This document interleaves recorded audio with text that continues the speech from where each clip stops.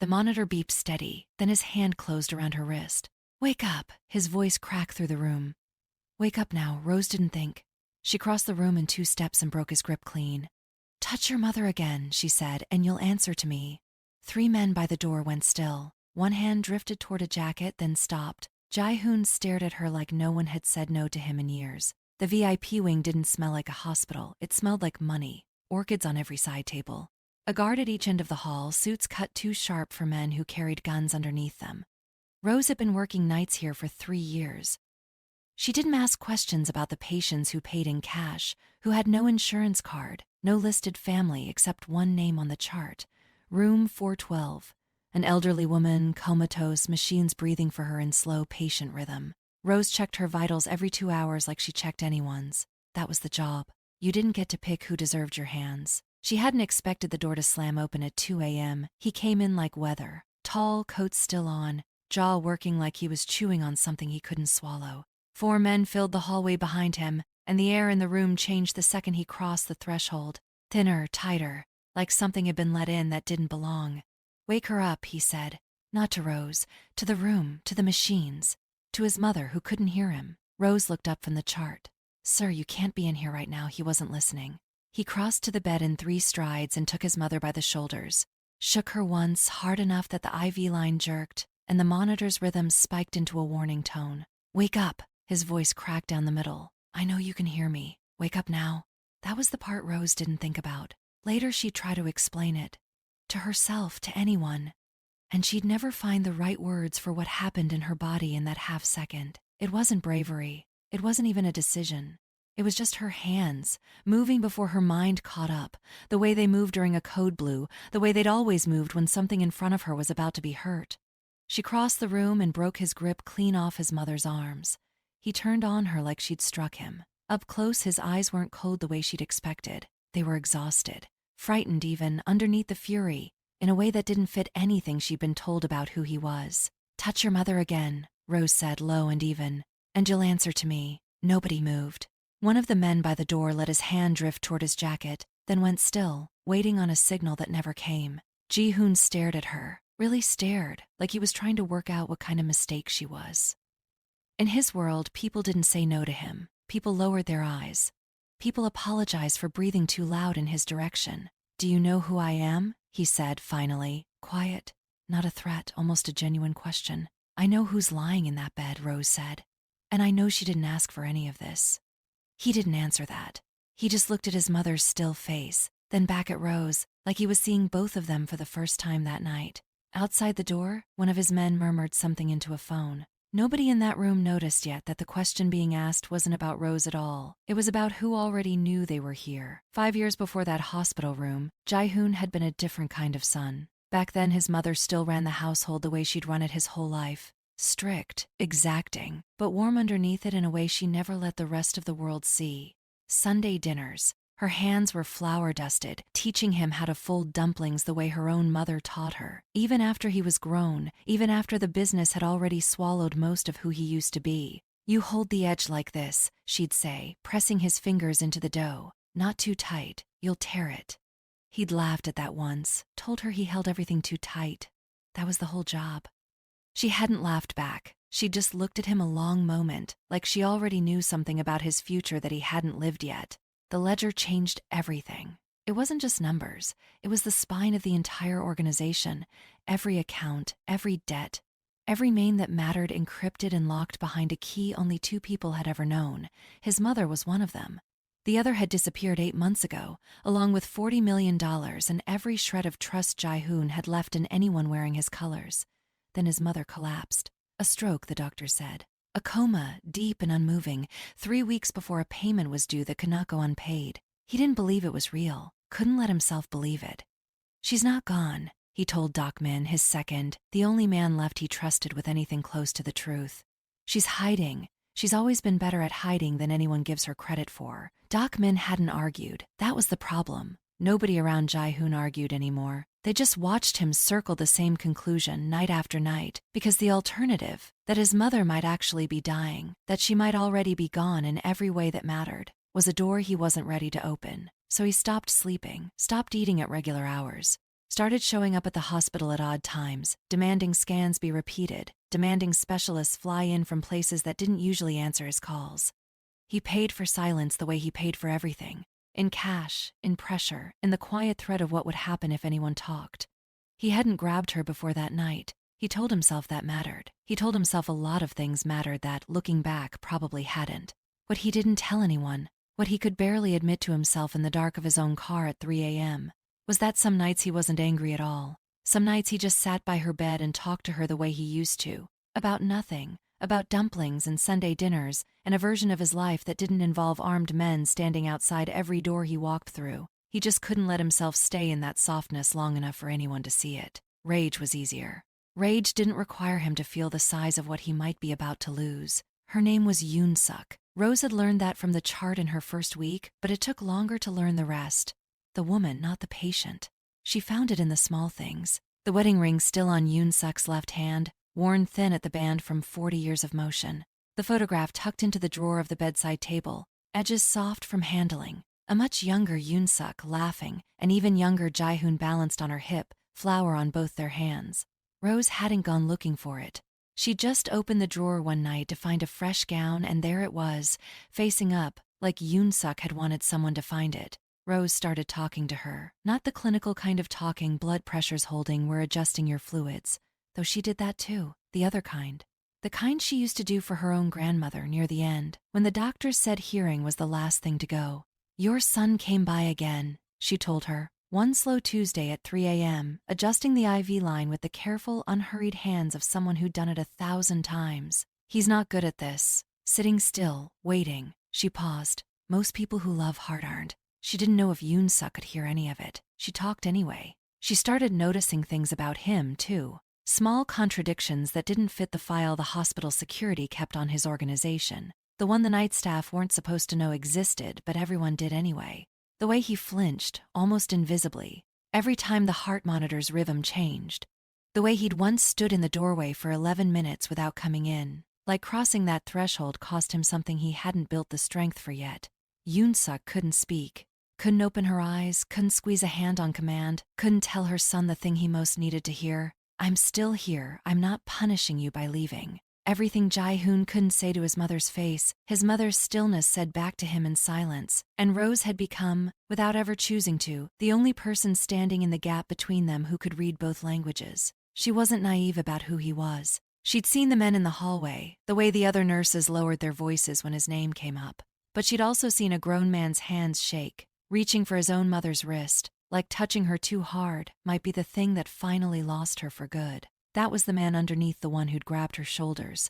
Rose just hadn't decided yet if it was enough to forgive him for the other one. Doc Min brought the folder to Ji-hoon's office 3 days later, set it down without a word, the way he always did when something needed to be said without him saying it. Ji-hoon read it standing up. Rose Whitfield, 36, born Atlanta, Georgia, ICU nurse, 11 years. Relocated to Seoul 4 years ago, no scandal attached to the move, no debt, no record. Engaged once, never married. Fiancé died in a car accident 2 years before she left the States. No siblings living, parents both deceased. Donates a portion of every paycheck to a burn unit in her hometown, anonymously has done so for 6 years straight. He turned the page looking for the crack. There was always a crack. Everyone had one. A gambling problem, a sick relative who needed money fast, an old lover who still had leverage somewhere. That was the law of his world. Everyone could be priced, eventually, if you found the right number. There wasn't a number in this folder. That's everything? Ji-hoon asked. That's everything, Doc Min said. I had Min-ho run it twice. Nothing came back different the second time. Ji-hoon closed the folder slower than he'd opened it. She has no reason to be careful around me, he said, half to himself. No leverage to protect, no family to threaten. He looked up. Min didn't answer that one. It wasn't his question to answer. What the folder didn't say, what no folder could have said, was the way Rose had looked at him in that hospital room, not with fear, not even with the careful, performed calm most people used around him, the kind that was really just fear wearing a different coat. She looked at him like he was simply a man who'd done something wrong, and she was simply someone who wasn't going to let it happen twice. Nothing more complicated than that. He hadn't known what to do with a look like that. He still didn't. He thought about the fiancé in the file. Car accident. He wondered, briefly, viciously, what that kind of loss did to a person, whether it hollowed you out the way his own loss was threatening to hollow him, or whether some people came out the other side of grief built differently than he had, sturdier, less afraid of feeling things all the way through. He didn't go to the hospital that night to check on his mother's scans. He told himself he did. He sat in the family lounge 2 doors down from room 412 for 40 minutes, doing nothing, telling himself he was simply waiting for test results that wouldn't arrive until morning. He wasn't waiting for results. He just hadn't worked out yet what he was actually waiting for. It started with coffee. Rose worked the overnight rotation, which meant most of her shift happened in the dead hours when the hospital felt more like a held breath than a building. Ji-hoon started showing up in those hours too. Not every night, but enough that the rhythm became its own kind of conversation neither of them spoke out loud. The first time he brought 2 cups instead of 1, he didn't say anything about it, just set the second cup on the counter near her station, and walked back into his mother's room like it hadn't been a decision that cost him something. Rose looked at the cup a long moment before she picked it up. "You don't have to do that," she told him, the next night when he did it again. "I know," he said. That was all. He didn't explain himself. She didn't ask him to. She started leaving small things for Yoon-suk that weren't strictly medical. A fresh blanket from the warmer, folded with more care than the protocol required. A radio, low volume, tuned to an old Korean station she'd found by accident one slow shift, because she'd read once that familiar music could reach people who couldn't be reached any other way. She never told Ji-hoon she did it. He noticed anyway. "She used to hum that song," he said one night, standing in the doorway in the same spot he'd once stood for 11 minutes without crossing. "When I was small, I forgot that until just now." Rose didn't say anything to that. She just kept her hands steady on the chart in front of her, because something about the way his voice caught on forgot made her chest go tight in a way she didn't have a name for yet, and didn't trust herself to reach for one. There were no declarations. That wasn't what this was. It was smaller than that, quieter. He started asking her things he had no real reason to ask. What Atlanta smelled like in summer, whether she missed it. She started answering honestly, in pieces, the way you hand someone something fragile when you're still deciding if their hands are steady enough to hold it. "I had someone," she told him once, not looking up from the monitor. "Before here, I don't talk about him much." "You don't have to," Ji-hoon said. "I know," she said. "I'm choosing to anyway." He didn't push. He just listened, the way she suspected almost nobody in his life was allowed to listen to anything anymore. Fully, without an angle, without already composing his next move. Outside that room, in a part of the building Rose never saw, a different kind of attention was building. Tae-sung, Ji-hoon's senior lieutenant, had started asking his own questions. Quiet ones. Who was led onto the VIP floor and when? Which guards had been reassigned closer to room 412, and on whose order? He didn't like the answers he was getting, mostly because the answers all led back to the same uncomfortable place. A boss who was distracted, soft, spending hours in a hospital room on a woman with nothing to offer the organization but coffee and conversation. Tae-sung didn't say anything to Ji-hoon about it. That wasn't how things worked between them anymore. He just watched. And somewhere outside the hospital, in rooms Rose would never see and Ji-hoon hadn't thought to guard against, other people had started watching too, people far less patient than Tae-sung, who had been waiting a long time for exactly this kind of opening. Tae-sung had been loyal to the organization for 22 years, long enough to remember Ji-hoon's father, long enough to have carried more bodies out of more buildings than he let himself count anymore. He believed, the way some men believed in scripture, that softness got people killed in this line of work. He'd seen it happen before. He didn't intend to watch it happen again. So when word came through a contact 2 organizations over, a whisper, nothing solid yet, about movement near the hospital, about a rival faction testing the VIP wing's security for gaps, Tae-sung made a decision nobody asked him to make. He didn't escalate it. He told himself it was nothing. A rumor, the kind that floated through their world every other week and rarely meant anything. He told himself Ji-hoon was already stretched thin, already distracted, already spending hours he didn't have sitting in a hospital room talking to a nurse about Atlanta in summer, instead of running the organization the way a man in his position needed to run it. Tae-sung didn't want to hand him one more thing to lose sleep over. That was the story he told himself. The truer story was smaller and uglier than that. Some quiet, ungenerous part of him wanted Ji-hoon shaken back into focus, wanted the softness to cost him something small enough to learn from, before it cost him something he couldn't survive. He pulled 2 of the senior guards off the VIP floor that week, reassigned them to cover a shipment downtown, told the floor supervisor it was temporary, told himself it was nothing that mattered. Ji-hoon found out by accident, walking the hallway at midnight and noticing two unfamiliar faces where two familiar ones should have stood. "Where are my men?" he said. Not a question. Tae-sung had known this conversation was coming, had rehearsed it a dozen times in his head, and none of those rehearsals prepared him for the stillness in Ji-hoon's face when he finally asked it. "I moved them," Tae-sung said. "There was a job downtown. I thought." "You thought?" Ji-hoon's voice didn't rise. That was worse than if it had. "You thought my mother's security was less important than a shipment. I thought you needed reminding what actually matters," Tae-sung said. And once it was out of his mouth, he couldn't take it back, couldn't soften the shape of it. "You've been here every night, sitting with a nurse, talking about her dead fiancé like that's the job now. Meanwhile, half the organization thinks you've lost your nerve." Something in Ji-hoon's jaw went tight and then, strangely, loose. The look of a man choosing his next words with more care than he'd chosen anything in months. "You don't get to decide what I owe my mother," he said. "You don't get to decide who's allowed near her. That grief isn't yours to manage for me. It never was. She might already be gone, Ji-hoon." Tae-sung's voice cracked on it, the first real crack either of them had heard from him in years. "And you're letting an outsider hold your hand through it instead of letting the rest of us help you carry it the way we always have." Ji-hoon didn't answer right away.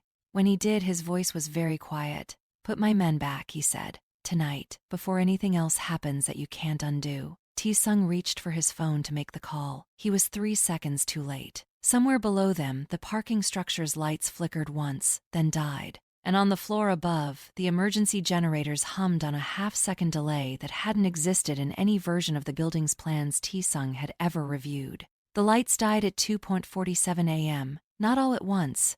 A stutter first, the hallway sconces flickering like something breathing its last breath. Then the dark dropped over the whole VIP wing in one clean sweep. Somewhere below, glass broke. Then gunfire, flat and fast, swallowed almost immediately by the building's thick walls. Rose's first thought wasn't fear. It was Yoon-suk.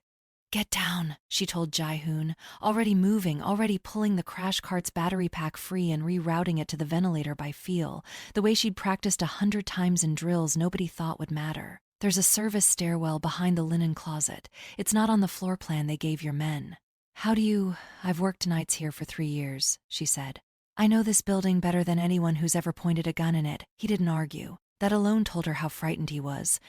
They moved Yoon-suk's bed together, IV poles rattling, the dark broken only by the thin blue glow of emergency strips along the floor. 2 of his men went down covering the main hallway. Rose heard it happen behind her, and made herself not turn around, the way she'd trained herself not to turn around for anything that wasn't in front of her hands. Ji-hoon's breathing had gone ragged, controlled rage, replaced by something rower, something closer to the boy who used to fold dumplings at his mother's counter. They almost made it. The shot came from the stairwell landing above them, meant for Yoon-suk's bed, for the woman who held a ledger's secrets in a mind that might never surface again. Ji-hoon didn't think. He never thought Rose was starting to understand he only moved, the same way she had, weeks ago, crossing a room before her mind caught up to her body. He took it in the shoulder, spun, kept his hand on the bed rail the whole way down. "Ji-hoon, I'm fine." He wasn't. Blood was already soaking black through his coat and his face had gone the color of the hallway tile. Rose got them both into the stairwell, kicked the door shut, pressed her palm flat against the wound with one hand, and kept the bed moving with the other. "Stay with me. Talk to me. Tell me something stupid. I don't care what." "Stupid like what?" he gritted out, teeth clenched against the pain. "Anything. Your favorite food as a kid." "Dumplings," he said, half a laugh breaking through the gray in his face. "My mother's. I used to tear the dough every time. She forgive you for it?" "Every time." His hand found hers on his shoulder, not to move it away, just to hold it there like an anchor. "Don't talk, save it."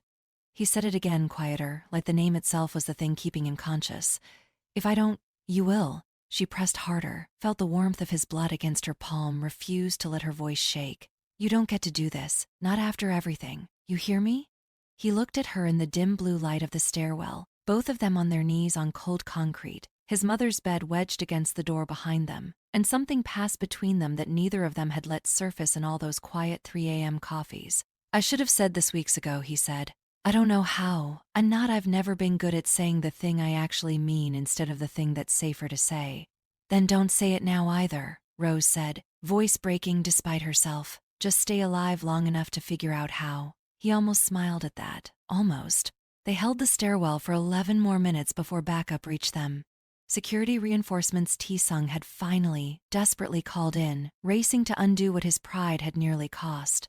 By the time paramedics reached Ji-hoon, his pulse was thin but steady, his hand still wrapped around Rose's like he hadn't decided yet whether to let go. 3 weeks later, Yoon-suk's eyes opened on a Tuesday morning, slow and unsure, finding her son's face first. Ji-hoon sat by that bed every day after, no longer because he was afraid to let her go, but because he finally understood what it meant to simply stay. Rose still worked nights. She still brought coffee, though now it was Ji-hoon who left a cup waiting for her, every shift without a word. Neither of them had said the word love yet. Some nights, sitting together in the quiet hum of recovering machines, it didn't feel like it needed saying.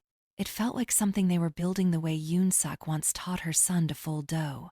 Carefully, patiently, hands learning not to hold too tight. Whether a man built on fear could ever fully become a man built on something gentler, whether love is enough to undo what violence already shaped in a person, neither of them knew yet. Maybe nobody ever really does. The rival faction responsible for the attack didn't survive contact with what Ji-hoon became in the weeks that followed. Rose never asked for details. She'd learned by then which parts of his world she was allowed to stand near and which parts she needed to let him carry alone. Out of sight of her hands, the way he'd learned which parts of grief he could finally let her see. Ji-sung left the organization on his own, before anyone had to ask him to. He came to the hospital once, near the end of visiting hours, and stood in the doorway of Yoon-suk's room the way Ji-hoon used to, unable, for a long moment, to cross the threshold. "I was wrong," he said. About her, about what counted as a weakness. Ji-hoon didn't forgive him out loud. He didn't need to. He just nodded once, the way you nod at a debt that's already been paid in full, in ways neither of them would ever say plainly to each other again. Yoon-suk's recovery was slow, the kind doctors described in careful, hedged language, promising, but we don't know yet how much she'll regain. She spoke in fragments at first, then in full sentences. Then, one ordinary Thursday afternoon, she asked for Rose by name. In English, careful and deliberate, like she'd been practicing it in her head before she trusted her voice with it. "You kept him steady," Yoon-suk said. "While I was gone, I felt that somehow, even where I was." Rose didn't know what to say to that. She just took the old woman's hand and held it, the way she'd held it 100 unconscious nights before anyone knew it mattered. Ji-hoon asked her to dinner 3 days later. Not at the hospital, not in a hallway lit by emergency strips, but at a small restaurant near the river where nobody recognized his face and nobody lowered their eyes when he walked in. He wore a suit with no tie pin, no cufflinks. The kind a man wears when he isn't trying to be anyone except exactly who he is. "I don't know how to do this," he admitted, turning his water glass slowly between his fingers. "Being someone's, wanting something this ordinary. Nobody knows how," Rose said. "You just start. Badly, probably. And you keep starting." He reached across the table. Not for her hand exactly, just close enough that she could choose to close the distance herself, if she wanted to. She did. Outside, the river caught the last of the evening light, and for the first time in longer than either of them could measure, neither one of them was watching the door. Whether two people built by entirely different kinds of loss can build something steady together, or whether the past always finds a way back through the door eventually. That's the part of this story nobody gets to know yet, not even them.